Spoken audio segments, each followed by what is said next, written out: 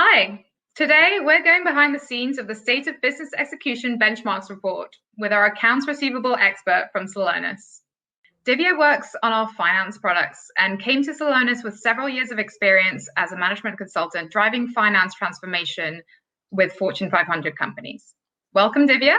And same question to you. What struck you the most about the AR section of the report? Well, first, thank you so much for having me on. Very excited. I think, the thing that really struck me the most was that the average company has a DSO of 53 days. But a decade ago, that number was actually 49. And over that same decade, companies have invested in a number of different technologies. But what we're seeing is quite clearly that actually average performance has worsened over that period of time.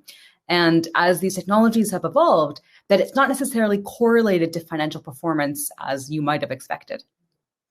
That rather does put a downer on it for us as a tech company. Why do you think this is happening?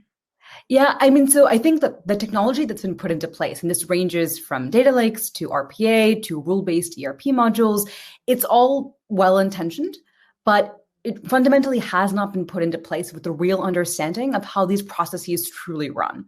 And that's really important. I think all of us implicitly understand the value of mapping our processes. This is why, as a former consultant, I really have a lot to say about this. But we've never really had the technology that enables us to do that in an accurate and efficient manner and really get those insights delivered to the right people at the right point in time. But if you're able to do all of that together, then I think you really stand a much, much better chance of having the technology deliver on what you're trying to achieve. And I think in that sense, you can argue process mining has really been very transformative.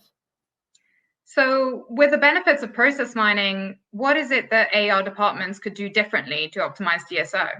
I think that there's so much that you can do differently that would drive huge value. I think the first and the most obvious is that you can automatically surface what I would call the most impactful execution gaps for the KPIs that you're looking to drive value with. And really in AR, you're talking about getting cash in the door.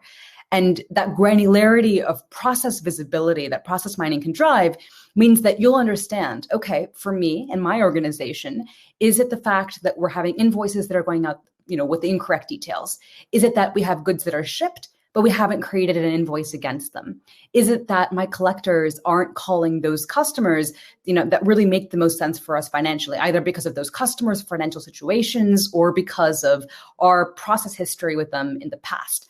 And I think, when you can take that level of insight and then pair it with machine learning and with automation, you can really do some very cool things. Speaking of cool things, what is the coolest thing that you think our AR audience should be excited about? So I am going to fall back on a stat from the report, which is that, if I remember correctly, about 70% of collectors are still prioritizing invoices by age and value instead of taking risk into account. And that's really important because that's a continuation of a fairly rigid approach to prioritization and customer outreach that is really limiting the way in which AR organizations can get that cash in the door.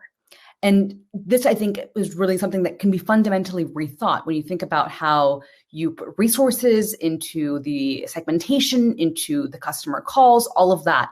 And so when you bring machine learning to bear in concert with that process mining insight, you can really adjust that prioritization to focus on likelihood to pay. So understanding, okay, so based on the fact that this customer is in this country and they purchased these items or these goods or services, here's their recent payment behavior, here's any recent disruptions there. How can you use that to focus on the outstanding receivables that are really most likely to be paid? And that gives just much better ROI for your collectors. And as a plus, that same likelihood can be used to give you an automated cash forecast, which, as I think probably many of us know, is a painful, time-consuming, and often very much guesstimated activity today.